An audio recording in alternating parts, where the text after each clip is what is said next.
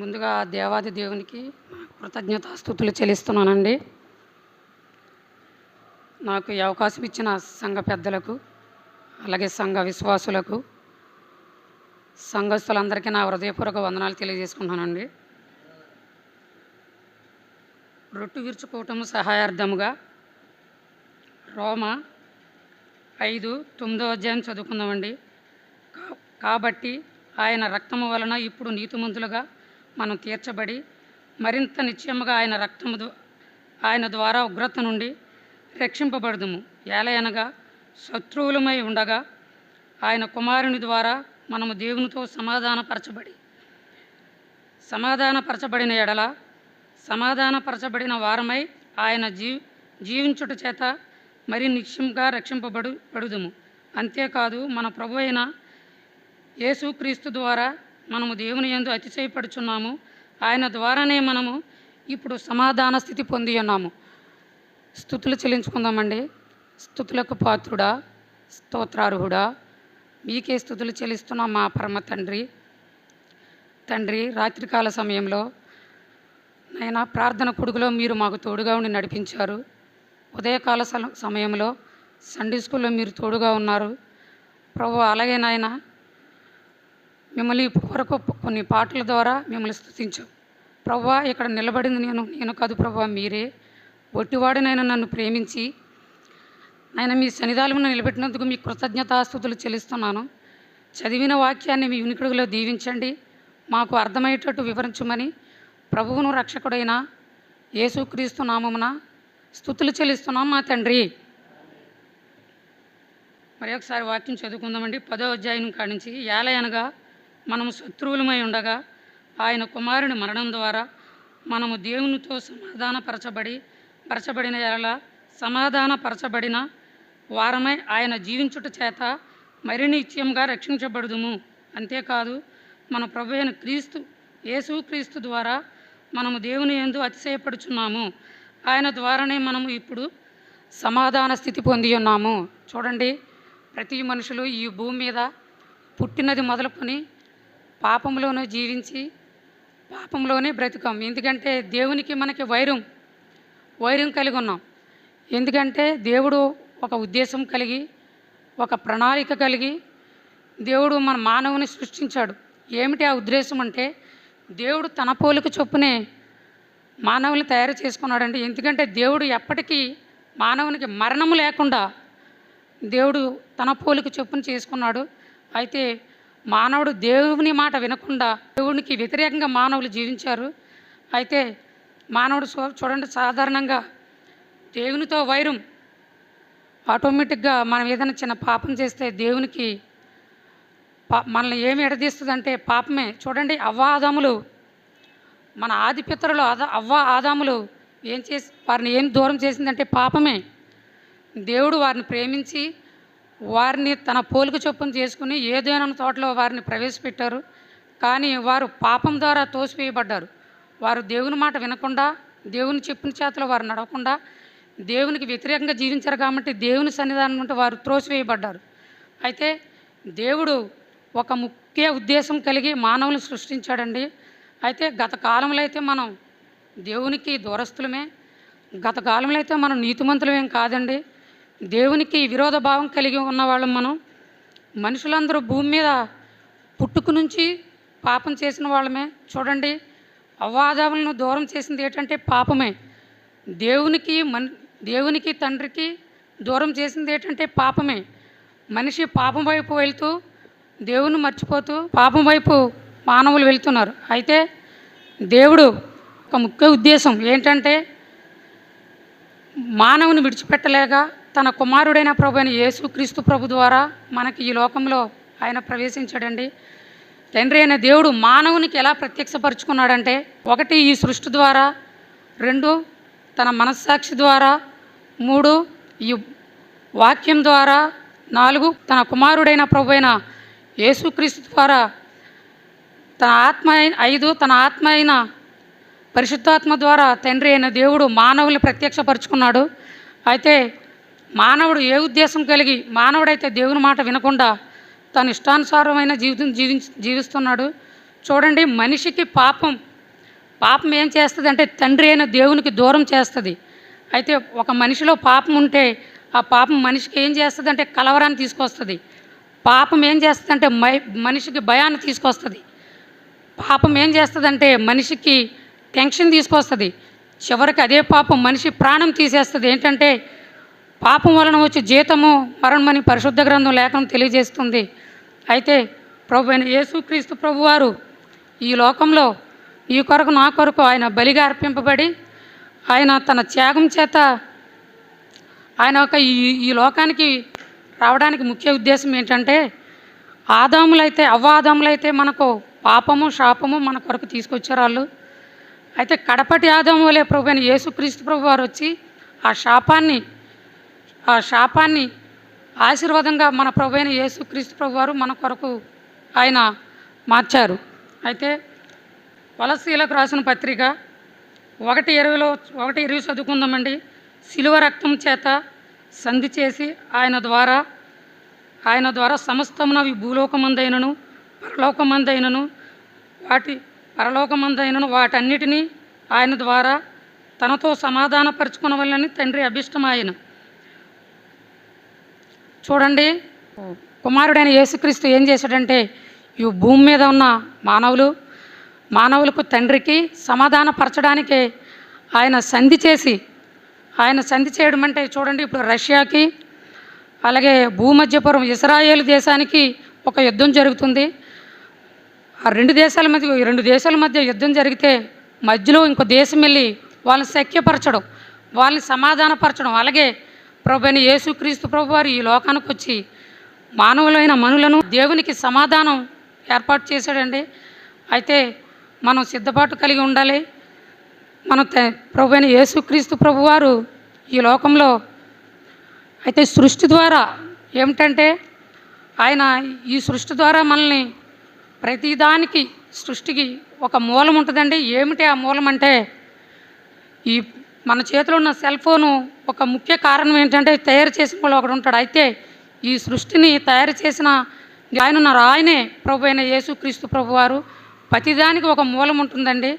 అయితే ప్రభు అయిన యేసుక్రీస్తు ప్రభు వారు ఈ లోకానికి వచ్చి నీ పాపం నా పాపం కొరకు మనందరి పాపాల కోసం ఆయన బలిగా ఈ లోకంలో మన కొరకు అర్పింపబడ్డారు.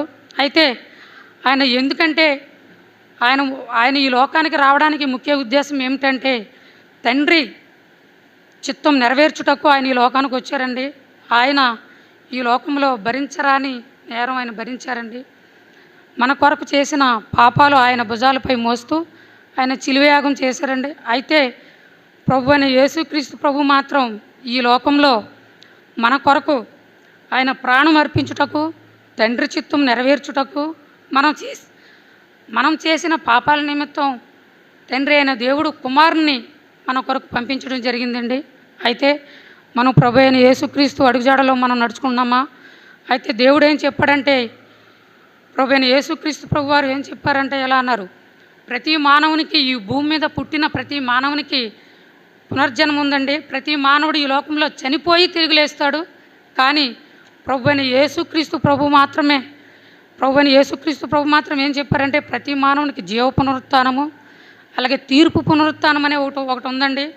ఎందుకంటే తీర్పు పునరుత్థానం అంటే ప్రభు అయిన యేసుక్రీస్తు ప్రభు వారి మాట ఎవరైతే ఆయన చెప్పు చేతుల్లో ఆయన వింటారో, ఆయన అడుగుజాల్లో నమ్ముతారో, క్రీస్తు యొక్క రక్తంలో ఎవరైతే కడగబడి ఆయన చెప్పు చేతుల్లో నడుచుకుంటారో వారికి ఆయన రాజ్యం, ఆయన పరలోక రాజ్యం ఆయన మనకి వేసి ఉంచాడండి. అయితే తీర్పు పునరుత్థానం అంటే ఏం చేస్తారంటే దేవుని చెప్పిన మాట వినకుండా వాళ్ళు ఎంతోపు దేవుని మాట లెక్క చేయకుండా దేవుణ్ణి లెక్క చేయకుండా తిరుగుతారండి. అయితే దేవుని మాట ఎవరైతే వినరో వారికి ఆయన ఏం చేస్తాడంటే నరకాగ్నిలోకి త్రోసివేస్తాడండి. అయితే మనం జీవ పునరుత్థానంలోకి వెళ్ళాలో తీర్పు పునరుత్థానంలోకి మనం వెళ్ళాలో ఒకసారి మనం ఆలోచన చేసుకుందాం. ఎందుకంటే ప్రభు అయిన యేసుక్రీస్తు ప్రభు వారు ఈ లోకంలో ఆయన భరించలేని శిక్ష అనుభవించాడు. ఎందుకంటే నీ కొరకు నా కొరకు ఆయన చేసిన త్యాగం మనందరి కొరకు మనందరి పాపాల నిమిత్తం ఆయన బలియాగంగా ఈ లోకంలో ఆయన చనిపోవడం జరిగిందండి. కోడి తన రెక్కల కింద తన బిడ్డలను భద్రపరుచుకున్నట్టు కోడి తన రెక్కల కింద తను భద్రపరుచుకున్నట్టు ప్రభు అయిన యేసుక్రీస్తు ప్రభువారు మనందరినీ తన రెక్కల చాటున భద్రపరుచుకున్నాడండి. అయితే కోడి ఎలా అయితే తన రెక్కల కింద తన పిల్లలను భద్రపరుచుకుంటుందో ప్రభు అయిన యేసుక్రీస్తు ప్రభువారు నిన్ను నన్ను తన రెక్కల కింద భద్రపరుచుకున్నాడండి. అయితే మనం ఆయన చిప్పు చేతిలో మనం ఉన్నామా లేదో మనం ఒకసారి ఆలోచన చేసుకుందాం. ఏంటంటే 1 యోహాను 1:9 ఒకసారి మనం చూద్దామండి. మన పాపములను మనము ఒప్పుకొనిన ఎడల ఆయన నమ్మదగిన వాడును నీతిమంతుడును గనుక ఆయన మన పాపములను క్షమించి సమస్త దుర్నీతి నుండి మనలను పవిత్రులుగా చేయను. మనము పాపం చేయలేదని ఒప్పుకున్న ఎడల ఆయనను అబద్ధికునిగా చేయవరముగును మరియు ఆయన వాక్యం మనలో ఉండదు. అయితే మనం ఎలాగంటే మన పాపముల నిమిత్తము మనం ఒప్పుకున్న ఎడల ఆయన నమ్మదగిన వాడని మనం తెలుసుకొని ప్రభు అయిన యేసుక్రీస్తు నామంలో మనం సిద్ధంగా ఉండాలి. ఎందుకంటే దేవుడు ఈ భూమి మీద 33.5 సంవత్సరాలు ఆయన జీవించాడు. కేవలం ఆయన పరిచర్య 3.5 సంవత్సరాలు మాత్రమే ఆయన చేశాడు. ఆయన ఈ లోకంలో అనేక అద్భుతమైన ఆశ్చర్యక్రియలు చేశాడు. ఎందుకంటే ఆయన అద్భుతమైన ఆశ్చర్యక్రియలు చేశాడు. అంతకన్నా ముఖ్యమైన ఒక ప్రణాళిక ఈ ప్రపంచానికి ఆయన చాటి చెప్పాడు. ఏంటంటే తగ్గింపు జీవితం. మేడగదిలో భోజనాన్ని సిద్ధపడుచుండగా శిష్యులు పాదాలు కడిగాడండి మన ప్రభు అయిన యేసుక్రీస్తు ప్రభువారు. శిష్యులు పాదాలు కడగడం అంటే ఈ దేశంలో ఈ ప్రపంచంలో రాజు అనబడేవారిని ఎవరైనా సరే తన కింద ఉన్న తన మంత్రి కాళ్ళు ఎవరైనా కడుగుతారా? అయితే ప్రభు అయిన యేసుక్రీస్తు ప్రభువారు అంతగా తగ్గించుకొని ఈ లోకంలో ఆయన బలిపశువుగా ఆయన మారారండి. ఎందుకంటే నీ కొరకు నా కొరకు ఆయన చేసిన త్యాగం మనం మరువలేనిది. ఈ లోకం ఆయన దోషిగా చేసింది. ఆయన ఆ నేరస్తంభం ముందు ఆయన దోషిగా నిలబడ్డాడు. మనందరి కొరకు ఆయన మౌని అయి నిలబడ్డాడు. అయితే మనం ఒకసారి ఆలోచన చేసుకుందాం. మనందరం ప్రభు అయిన యేసుక్రీస్తు రక్తంలో మనం కడగబడి ఉన్నామో లేదో ఒకసారి ఆయన చిప్ చేతిలో మనం నడుచుకుంటామో లేదో ఒకసారి మనం ఆలోచన చేసుకుందాం. అయితే ఆయన ఈ లోకానికి సర్వాధికారి అయి ఉండి ఆయన నిత్యుడకు తండ్రి. ఎందుకంటే తండ్రి అయిన దేవుడు ఈ లోకానికి కుమారునికి అధికారం ఇచ్చాడండి. ఆయన పూర్తి అధికారం ఈ లోకంలో ఆయనకు అధికారం ఇవ్వడం జరిగింది. ఆయన లేఖనం తెలియజేసింది. ప్రభు అయిన యేసుక్రీస్తు ప్రభు వారికి ఈ లోకంలో సర్వాధికారం అంటే ఈ లోకంలో సర్వాధికారం ఆయన దేవుడు కలిగజేశాడండి. అయితే ఈ లోకంలో విలువైన వస్తువులు ఏమిటంటే ఆ విలువైన వస్తువులు బంగారం, వెండి, క్షయమైన వస్తువుల చేత మనం విమోచింపబడలేదు, కానీ ప్రభు అయిన క్రీస్తు రక్తం చేత మనం విమోచింపబడ్డాం. అయితే మనం దేవుని పట్ల మనం ఒకసారి ఆలోచించుకుందాం. ప్రభు అయిన యేసుక్రీస్తు ప్రభువారు వెంట మనం నడుస్తున్నామా లేదో ఒకసారి ఆలోచన చేసుకుందాం. మన ప్రభు అయిన యేసుక్రీస్తు ప్రభువారు నీ కొరకు నా కొరకు ఆయన బలిగా అర్పింపబడ్డారు. మన కొరకు ఆయన తండ్రి అయిన ఆయన ఈ లోకానికి చేసింది ఏంటంటే మనందరికీ ఏం చేశారంటే ఒక సర్వాధికారం తీసుకొచ్చారు. ఏంటి ఆ సర్వాధికారం అంటే నిత్య జీవము. ఆయన మన పరలోకం నుంచి మనకి నిత్య జీవం ఆయన తీసుకొచ్చారు. ఆయన రక్తం తండ్రికి మనకి సమాధానపరిచింది. ఆయన రక్తం మనకు వెలుగునిచ్చింది. ఆయన రక్తం ఆయన రాజ్యానికి మనల్ని వారసులుగా చేసింది. అయితే ఒకసారి మనం తండ్రి అయిన దేవుడు ఈ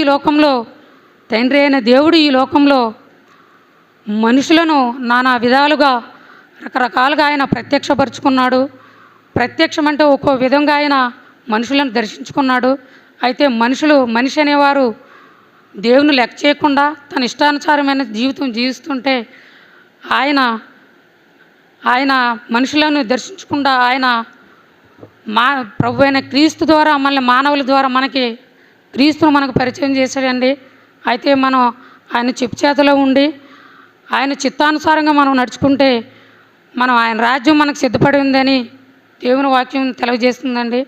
అయితే ప్రభు అయిన యేసుక్రీస్తు ప్రభువారు ఈ లోకంలో ఆయన నీ కొరకు నా కొరకు నిందలు అనుభవించారండి. ఆ రోమా సైన్యం ఎదుట దోషిగా ఆయన నిలబడ్డారు. ఎందుకంటే చేయని నేరాన్ని చేసినట్లుగా ఆయన అంగీకరించారు. ఎందుకంటే ఈ లోకం ఆయన్ని దోషిని చేసింది. ఎందుకంటే ఈ లోకంలో ఆయన మనల్ని పరిశుద్ధపరచడానికి, మనల్ని నీతిమంతులుగా చేయడానికి, మనల్ని ఆయన రాజ్యానికి వారసులు చేయడానికి ఆయన ఈ లోకంలో వచ్చారండి. అయితే మనం దేవుని పట్ల మనం నమ్మకంగా లేకపోవడం వల్ల ప్రభు అయిన యేసుక్రీస్తు ప్రభువారు ఈ లోకంలో అనేక చిత్రహింసలు అనుభవించారు. చూడండి, తండ్రి అయిన దేవుడు మన ఇష్టం మెరిగి మనల్ని విడిచిపెట్టకూడదని మనల్ని ప్రేమించి తన కుమారుని ద్వారా ప్రభు అయిన యేసుక్రీస్తు ద్వారా మనకు నిత్యరక్షణ ఇవ్వడానికి తన కుమారునైన ప్రభు అయిన యేసుక్రీస్తు ప్రభువారిని ఈ లోకంలోకి ఆయన పంపించారండి. అయితే మనం ఆయన చెప్పు చేతులు నడుచుకుంటున్నామో లేదో ఒకసారి మనం ఆలోచన చేసుకుందాం. మనం తండ్రి అయిన దేవుడు సర్వాధికారి అయ్యుండి ఈ లోకంని అంతా ఆయన సృష్టించి కుమారుని ద్వారా మనకు నిత్యరక్షణ ఆయన ఇచ్చారు. ఆయన అనేక అద్భుత క్రియలు చేశారండి. ఆయన అధికారంతో ఈ లోకానికి వచ్చారండి. ఆయన అధికారంతో ఆయన చనిపోయి తిరిగి లేచారండి. ఆయన అధికారంతో తీర్పు తీర్చారండి. ఆయన అధికారంతోనే తిరిగి ఈ భూమి మీదకి రానై ఉన్నారు. అయితే ప్రభు అయిన యేసుక్రీస్తు ప్రభువారు ఈ భూమి మీదకి వచ్చేటప్పటికి మనం సిద్ధంగా ఉన్నామో లేదో ఒకసారి మనం ఆలోచన చేసుకుందాం. క్రీస్తు రక్తం మానవులందరికీ పాప విమోచన కలిగజేసిందండి. ఆయన రక్తం లేకపోతే ఆయన రక్తం ద్వారానే మనం విమోచించబడ్డాము. వెండి బంగారం మనం రక్షించలేదు, కానీ డబ్బు మనం రక్షించలేదు, కానీ ఆయన రక్తం చేత మనం రక్షించబడ్డామండి. చూడండి, సంఖ్యాకాండము 17:4 17:11 మాట ఉందండి. మానవునికి రక్తము ప్రాణం అన్నారండి.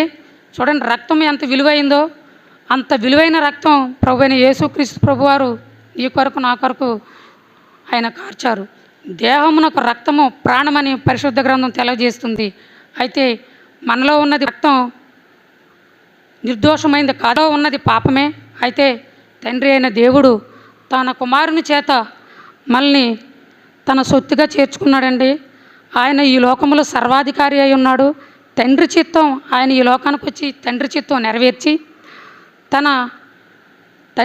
నెరవేర్చి మనుషులు ఈ భూలోకంలో ఉన్న మానవులందరికీ ఆయన పరిశుద్ధనిచ్చారండి.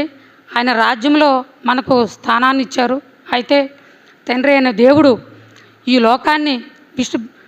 లోకంలో ఉన్న మనలను విడిచిపెట్టకుండా పుట్టుకతో ఉన్న పాపంతో ఉన్న మనలను ఆయన రక్షించాడండి. అవాదములు చేసిన పాపాన్ని బట్టి మనం పాపానికి దాసులమయ్యామండి. అయితే వారు చెప్పిన మాట వినలేదు కాబట్టి వారు దేవుని సన్నిధానం నుంచి త్రోసివేయబడ్డారు. ప్రభు అయిన తండ్రి అయిన దేవుడు చెప్పిన మాట అనుసరించకుండా మానవులైన మనం ఆయనను లెక్క చేయకుండా మనం తిరుగుతున్నామంటే దేవుని యందు మనం భయభక్తులు కలిగి జీవించాలని కోరుకుంటున్నాను. ఎందుకంటే దేవుడు ఈ లోకంలో ఆయన విచిత్ర కార్యాలు ఆయన చేశారు. ఏంటంటే ఆయన అద్భుతమైన కార్యాలు ఆయన చేసి నిన్ను నన్ను రక్షణకు దగ్గరగా చేశారు. ఆయన రక్తం ఆయన ఈ లోకంలో భరించలేని బాధ ఆయన అనుభవించాడు. ఆ తీర్పు దినమున దేవుడు అనుభవించవలసిన శిక్ష, వాస్తవంగా ఆ శిక్ష ఏం చేయాలంటే మనం పొందాలి. కానీ ప్రభువైన యేసుక్రీస్తు తన భుజాలపై మోస్తూ ఈ భూలోకంలో ఉన్న మానవులందరికీ ఆయన తన రక్షణ ఇచ్చి ఆయన మరణించాడు. ఎందుకంటే ఆయన మరణించడం వల్లే ఈ భూలోకంలో మనుషులందరికీ రక్షణ దొరికింది. ఎవరైనా ఈ భూలోకంలో తన రక్తం ఇచ్చి తన ప్రాణం ఇచ్చి ఎవరైనా కొనుక్కున్నారు అంటే అది ప్రభు అయిన యేసుక్రీస్తు ప్రభువారు మాత్రమే. ఈ లోకంలో దేవుళ్ళని చెప్పుకునే వారు చాలామంది ఉన్నారు, కానీ వాళ్ళు దేవుళ్ళు కారు. ఎందుకంటే ఎవరైనా ఒకరి పాపం ఒకరి నిమిత్తం ఒకరి మీద వేసుకుని అలా చేసిన త్యాగం ఈ సృష్టిలో ఈ ప్రపంచంలో ఎవరు లేరండి. అది ప్రభు అయిన యేసుక్రీస్తు ఒక్కడు మాత్రమే ఆ త్యాగం చేశారు. అయితే మనం సిద్ధపాటు కలిగి ఉన్నామా? ఆయన రక్తంలో కడగబడిన మనం ఈ భూమి మీద ఆయన చిత్తానుసారం నెరవేర్చుటకు మనం సిద్ధంగా ఉన్నామో లేదో ఒకసారి ఆలోచన చేసుకుందాం. మనిషి భూమి మీద తన చిత్తానుసారమైన జీవితం జీవిస్తున్నాడు. ఎందుకంటే ప్రభు అయిన యేసుక్రీస్తు ప్రభువారు ఈ లోకంలో నీ కొరకు నా కొరకే ఆయన రావడం జరిగింది.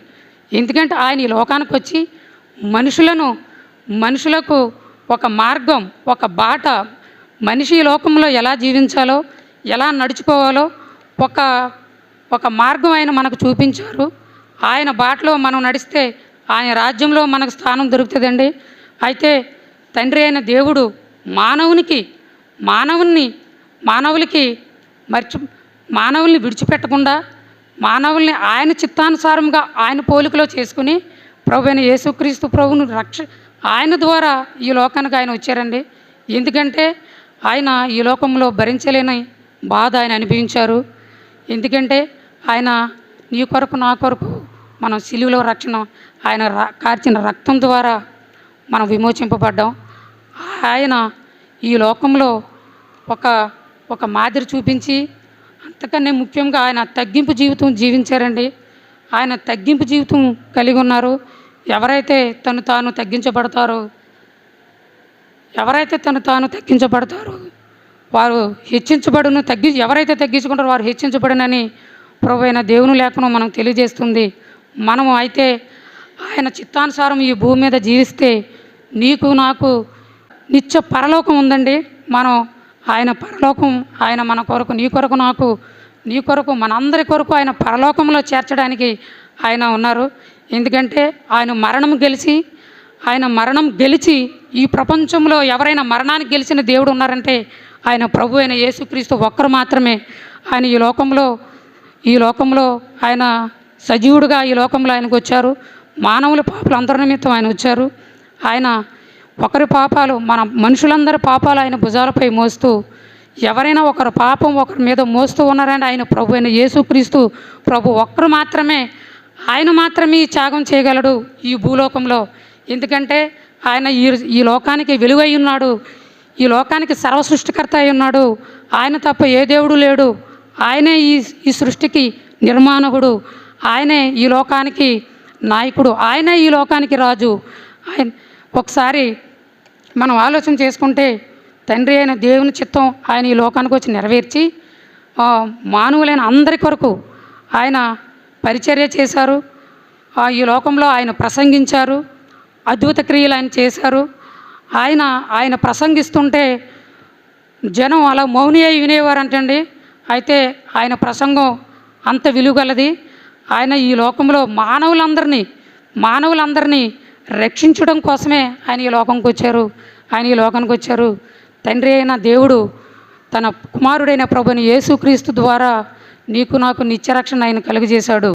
అబ్రాహాము ఇస్సాకును కనెను, ఇస్సాకు యాకోబును కనెను, యాకోబు యోధా తన అన్నదమ్ములు కనంటే ఏంటి మగవారు కనడం అని అనుకుంటున్నారా? ప్రభు అయిన యేసుక్రీస్తు ప్రభువారు ఆయన స్త్రీ సంతానం అండి. మనందరికీ తండ్రులు ఉన్నారు. మనం తండ్రుల చేత పుట్టబడ్డాం.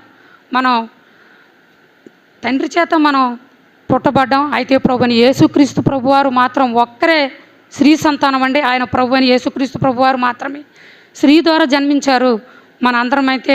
మనందరికీ తండ్రులు ఉన్నారు. ఆయనకైతే తండ్రి లేరు. ఆయన ఏ పాపం లేనివాడుగా ఈ లోకంలో ఆయన జీవించారు. అయితే మనం ఒకసారి ఆలోచన చేసుకుందాం, పరీక్షించుకుందాం. ప్రభు అయిన యేసుక్రీస్తు బాటలో మనం నడుస్తున్నామా ఒకసారి మనం ఆలోచన చేసుకుందాం. ఎందుకంటే దేవుడు ఆయన ఈ లోకాన్ని సృష్టించిన నిర్మాణకుడు, మనందరినీ ఈ లోకంలో చేసిన నిర్మాణకుడు, మనందరికీ జీవమిచ్చిన దేవుడు. అయితే మనం ఆయన చెప్పు చేతిలో లేకుండా ఏం చేసామంటే దేవునికి వ్యతిరేకంగా జీవించాం, దేవునికి తిరగబడ్డాం. అయితే ఆయన దేవుడు విడిచిపెట్టకుండా మనందరినీ తన రెక్కల కింద భద్రపరుచుకుని ఆయన రెక్కల కింద మనం ఉన్నామో లేదో ఒకసారి మనం ఆలోచన చేసుకుని ఆయన చెప్పు చేతిలో మనం నడుస్తున్నామో లేదో ఒకసారి మనం ఆలోచన చేసుకుందాం. ఎందుకంటే ఆయనను అనుసరించి మనం ఈ లోకంలో ఆయన చిత్తం నెరవేర్చాలని, ఆయన చిత్తాన్ని అనుసరించాలని, ఆయన పిల్లలుగా మనం ఉండాలని ఆయన ఈ లోకంలోనికి రావడం జరిగింది. అయితే మనం ఆయన చిత్తం నెరవేరుద్దాం ఈ భూమి మీద. అయితే ఆయన నేడు రేపు ఈ లోకానికి రానై ఉన్నాడు. తన రాజ్యానికి ఆయన వెళ్ళాడు. ఆయన వచ్చేటప్పటికి మనం సిద్ధంగా ఉన్నామో లేదో మనం ఆలోచన చేసుకుందాం. ఈ భూమి మీద మొట్టమొదటిగా ప్రభు అయిన యేసుక్రీస్తు ప్రభు వారు ఈ భూమి మీదకి వచ్చినప్పుడు మొట్టమొదటిగా ఎత్తబడేది ఏంటంటే సంఘాలే ఎత్తబడతాయి. సంఘంలో పరిశుద్ధులే ఎత్తబడతారు, తర్వాత మిగతావన్నీ. అయితే ప్రభు అయిన యేసుక్రీస్తు ప్రభు వారు ఈ లోకంలో సంఘాలను ఆయన కట్టాడు. ఆయన నిర్మాణకుడు. ఈ సంఘాలకన్నిటికీ ఆయనే నిత్యుడగు తండ్రి. ఆయనే మన అందరం ఏంటంటే ఇక్కడ పనివారు మాత్రమే. ప్రభు అయిన యేసుక్రీస్తు ప్రభు వారు మాత్రమే ఆయన ఇక్కడ అధికారి. ఆయన చెప్పు చేతిలో మనం ఉందాం. అయితే మనం ఆయన చేసిన బలియాగం వల్ల ఆయన రక్తం చిందించబడిందండి. మనం చేసిన పాపాల నిమిత్తం ఆయన రక్తం చిందించబడింది. మనం చేసిన అతిక్రమములను బట్టి ఆయన సిలువకి ఎక్కారండి. అయితే ప్రభు అయిన యేసుక్రీస్తు ప్రభు వారికి సిలువయాగం తీర్పు చెప్పారండి. సిలువయాగం తీర్పు అంటే అది చాలా ఘోరమైన శిక్ష. ఆయన ఉమ్మివేయబడబడ్డాడు. ఆ రోజుల్లో ప్రజలు ఇచ్చే తీర్పు ఎంత దారుణమైన శిక్ష అంటే, సిలువ వేయడం అంటే అది చాలా దారుణమైన శిక్ష వేశారు. కానీ ఆ శిక్ష ఆయనకు తగినది కాదు, ఆ శిక్ష మనకు తగినది. ఎందుకంటే పాపం మనం చేసాం, పాపంలోనే మనం పుట్టాము, పాపం మనం చేసాం. మనం పాపం చేస్తే మన పాపాలు ఆయన భుజాలపై వేసుకుని ఆయన నన్ను నిత్య వారసులకైనా ఆయన మనల్ని నిలబెట్టారండి. అయితే ఆయన చేసిన త్యాగం, ఆయన నీకోసం ఆయన యెరూషలేము వీధులంతా ఆయన రక్తం కార్చబడింది, ఆయన శరీరం అంతా నలగొట్టబడింది. కేవలం ఎందుకంటే ఆయన ఏమీ తప్పు చేయకుండానే ఈ లోకం ఆయన దోషిగా చేసింది. ఎందుకంటే మనలో పాపం ఉంది కాబట్టి మన పాప భారాన్ని ఆయన మోస్తూ మనకు విడుదల విమోచన ఆయన కలుగజేశాడు. అయితే క్రీస్తునందు మనం ఆయన చెప్పు చేతిలో మనం నిలిస్తే, ప్రభు అని యేసుక్రీస్తు ప్రభువారు మాట మనం వింటే మనకు నిత్య జీవం మనకుంది. అయితే ఒకసారి మనం ఆ చెప్పు చేతిలో నడుచుకుంటాం లేదో తెలుసుకుందాం. ఆయన శరీరానికి బదులుగా ఇక్కడ రొట్టె ఉంది, పరీక్షించి ఆ రొట్టె తీసుకుందాం. ఆయన రక్తానికి బదులుగా ఇక్కడ పాత్ర ఉంది. ఆ పాత్ర మనందరం శుద్ధి కలిగి ఆ పాత్రలో చేయముంచాలని ప్రభు అయిన లేఖనం తెలియజేస్తుందండి. ఈ కొద్ది మాటలు దేవుడు దీవించును. అందరికీ వందనాలండి.